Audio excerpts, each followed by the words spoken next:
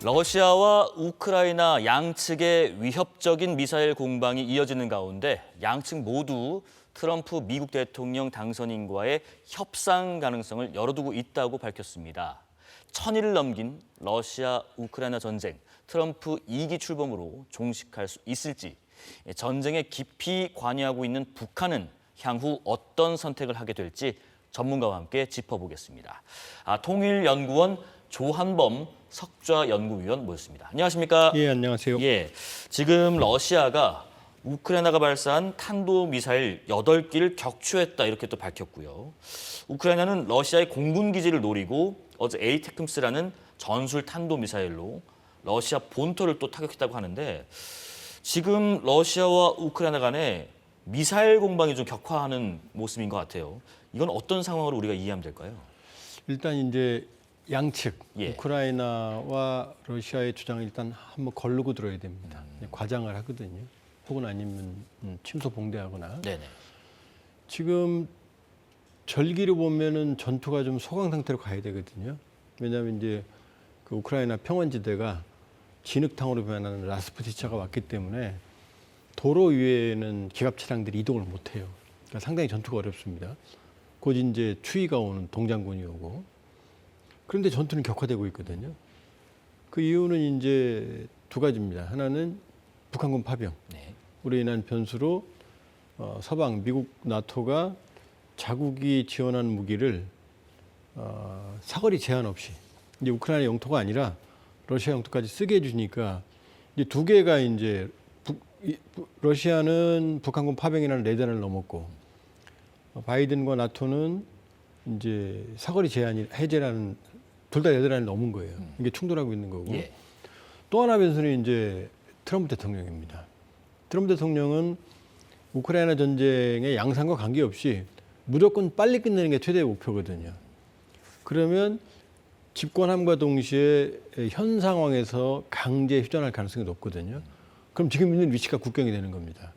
그러니까 최대한 지금 영토를 서로 점령을 해야만 휴전 협상에서 유리한 상황이거든요. 그러니까 절기상으로는 안 좋은데 전투는 더 격화되는 양상인 거죠. 그러니까 이제 점점 더 전투의 전장 현장이 좀 안 좋아지는 상황에서 조금이라도 더 차지를 한 상황에서 끝이 나든 종전이 돼야 유리하기 때문이다라는 말씀이신 것 같고 미국, 영국에 이어서요. 프랑스도 이 우크라이나의 장거리 미사일 족쇄를 좀 풀려나 봅니다. 프랑스가 제공한 스칼프라는 미사일이 있는데 이게 전투기에서 지상 목표를 타격하는 네. 공대지 미사일이라고 하더라고요. 러시아 영토 공격 제한 해제를 시사했다 이런 얘기가 나오는데 이에 대응해서 러시아가 발사한 미사일이 오레니시크라는 거. 장거리 탄도미사일인가 했더니 실제로는 신형 극초음속 중거리 탄도미사일이라고 하더라고요. 이 오레니시크 이 어떤 미사일인가요? 뭐 러시아는 신형 중거리 극초음속 미사일이라고 그러는데 예. 또 마 10으로 떨어지니까 요격이 불가능하다고 그러는데 지금 저도 그렇고 미국 쪽에서는 신형은 아닌 것 같다. 그리고 이 극초음속 미사일 예를 들면 푸틴 대통령이 마 10으로 떨어지니까 요격 못 한다고 그랬거든요. 예. 일반 탄도미사일들도 종말 속도가 마 4에서 6이고 ICBM은 마 20에서 26입니다. 그러니까 마 10 정도는 중거리 미사일이면 다 구현해요. 그리고 떨어지는 거 보면은 이제 우박처럼 떨어지거든요. 그러면 다탄두 미사일, 그러니까 중거리 미사일, 다탄두 미사일 안에 들어있는 탄두를 핵 탄두가 아니고 일반 핵은 빼고 그냥 탄두가 우수수 떨어진 것 같거든요. 왜냐하면 떨어지는 거 보면 원래 다탄두는 각계 목표를 맞춰야 되거든요. 근데 그 개념이 아니고 그냥 우수수 떨어지거든요.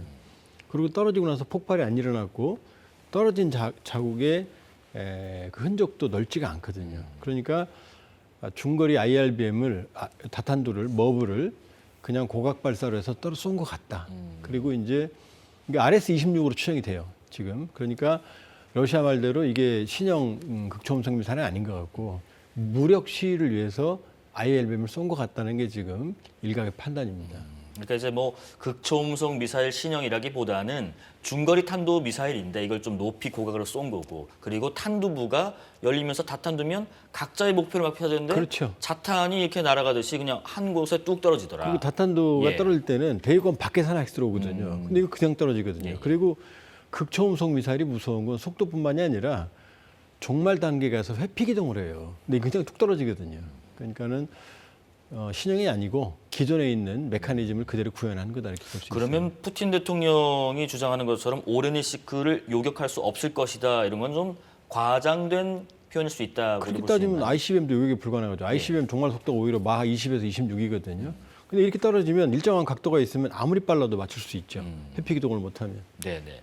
그러면 우크라이나의 에이테크임스와 스톰 섀도우 발사에 맞선 러시아의 오레니시크 발사, 단순히 대응 차원일까요? 이거는 어떤 의도를 갖고 있다고 보면 될까요? 일단 사실 푸틴으로서는 아픈 게 에이테킴스 300km, 그다음에 스톰 섀도우나 스칼프는 같은 거예요. 영국과 프랑스가 같이 개발했는데 이름만 다르게 붙인 겁니다. 근데 이게 560km지만 해외용은 250km거든요. 그러니까 250km라고 산정해 봤을 때 지금 남부 전선이나 그다음에 북부에 있는 크루스크 같은 전선에서 보면은 그동안은 러시아 영토 사격을 못 하게 했거든요. 그러니까 후방 기지들이 다 근처에 있었거든요. 근데 300km를 허용해 줘 버리면 러시아의 주요 후방 기지를 다 때릴 수 있거든요. 이제 그러고 있는 거거든요. 그러니까 푸틴으로서는 아주 지금 아픈 상황이고, 근데 본인이 자처했죠. 북한군을 끌어들였으니까.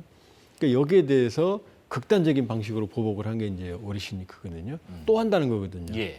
그러니까 사실은 강력한 무력시위를 한 것처럼 보이지만 사실은 러시아의 다급함, 장거리 사용 허가에 대한, 그렇다고 또 우크라이나가 전장을 지배하는 건 아니거든요. 아직도 러시아가 우세합니다.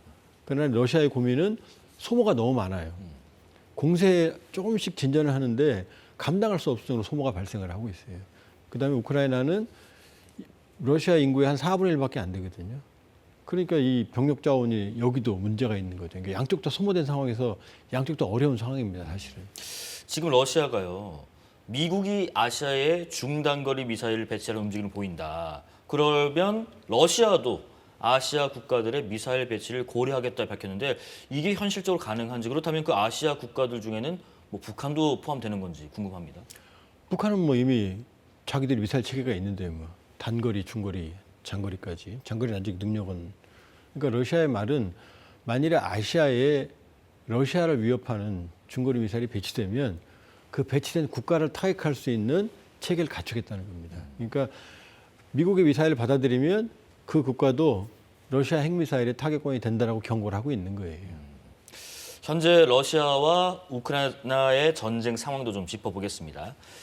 로이터 통신이요, 러시아가 격전지인 쿠르스크주의 40% 이상을 탈환했다, 이런 보도를 했고요. 일부는 뭐 50%를 넘었다라는 분석도 있는데, 이거는 어느 정도 가능성이 있다고 보십니까? 그러니까 지금 주 전선은 남부입니다. 원래 2014년에 크림반도를 강제 병합했고 요 위에 돈바스 지역에서 내전이 벌어졌거든요. 분리주의자, 러시아계, 친러시아계. 요쪽을 잇는 남부 회랑이 완성되어 있거든요. 여기가 주 전선이에요. 여기가 남한 면적쯤 되거든요. 근데 여기는 교착 상태에서 전선이 진전이 없어요. 근데 그 바로 위에 이제 하르키우라고 하는 지역이 있거든요. 네. 여기가 이제 그 우크라이나 군수공업지대인데 여기도 러시아가 일부 약간 점령하고 있어요. 그리고 이제 지금 문제가 되는 게 바로 쿠르스크입니다. 쿠르스크는 러시아 영토거든요. 나머지 모든 지역은 러시아가 우크라이나를 침공해서 점령했는데 쿠르스크는 러시아 영토를 우크라이나가 점령했거든요. 그러니까 이 쿠르스크에 8월 달에 이제 우크라이나가 기습을 해서 서울시 한 배 반 면적, 약 1000제곱킬로를 점령했다가 러시아로서 이제 영토를 뺏긴 거니까 반드시 수복을 해야 되니까 예. 총 공세를 여기에 집중을 하고 있어요. 그래서 어제 전황을 봤을 때 50% 약간 넘는 면적을 회복을 했어요. 근데 문제는 지금 라스푸티차 진창이기 때문에 러시아 병력이나 기갑부대들이 도로를 따라 내려오거든요. 그럼 우크라이나 군들이 산계에 있다 이 도로를 집중 사격을 하니까 러시아의 피해가 너무 커요. 그럼 다 노출돼 있으니까. 그렇죠. 그러니까 진격은 하는데 소모가 너무 크고, 그 다음에 지금 우크라이나가 장악한 지역은 이미 축성이 잘 돼 있어요. 그러니까 초기보다는 완강하게 저항을 하고 있는 상황이거든요. 그러니까 서울시 한 배 반 면적 정도를 점령했다가 다시 한 절반은 내줬다. 이 상태에서 지금 교착 상태가 있는데 여기에 북한군 10,000명이 가 있는 거라고 보면 되는 거죠. 그런데 러시아가 지금 병력 모집에 열을 올리는 모양새라고 하더라고요. 뭐 입대 신병에게는 빚을 다 탕감해주겠다. 뭐 이런 내용의 법안에도 서명을 했다고 하던데 이 상황은 지금 어떻게 우리가 읽어야 될까요? 사실 뭐 러시아 경제가 호황이다. 그런데 그건 절박한 호황이에요. 그걸 데스노믹스, 죽음의 경제라고 그러거든요. 왜냐 국가 재정을 쏟아부어서 무기를 생산하고 지금 전쟁 발발 이후에 러시아가 사망자들한테 지급한 보상금이 40조 원이 넘거든요. 예. 그다음에 병사들한테 월급을 주잖아요. 그럼 지금 돈이 막 풀리고 있거든요. 그럼 생산력, 산업 정상적인 생산 기반은 없는 상태에서 돈이 풀리니까 인플레이션이 되는 거죠. 인플레이션이. 그러니까 아주 건강하지 못한 상황이고 그다음에 지금 입대만 하면 최대 1억 3천만 원까지 빚을 탕감해 준다고 그러거든요. 그럼 지금 만일에 병력 자원이 충분하고 여유가 있다면 그렇게 해야 될 이유가 없죠.